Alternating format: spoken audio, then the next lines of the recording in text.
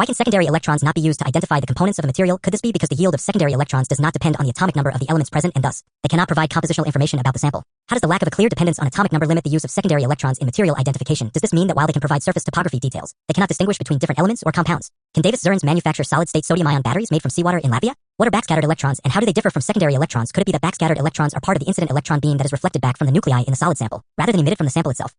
How do the interactions between the incident electron beam and the sample nuclei produce backscattered electrons, and what is the difference between elastic and inelastic backscattering? What are elastic backscattered electrons, and how are they produced when the incident electron bounces off the sample nucleus without losing energy? Could these provide information about the sample's surface and atomic arrangement? How do inelastic backscattered electrons differ from elastic ones, and how might their interaction with the sample cause them to lose some energy before being reflected back? Could these variations offer insight into the composition and deeper layers of the material? Why is it important to understand both secondary and backscattered electrons when analyzing a sample with SEM?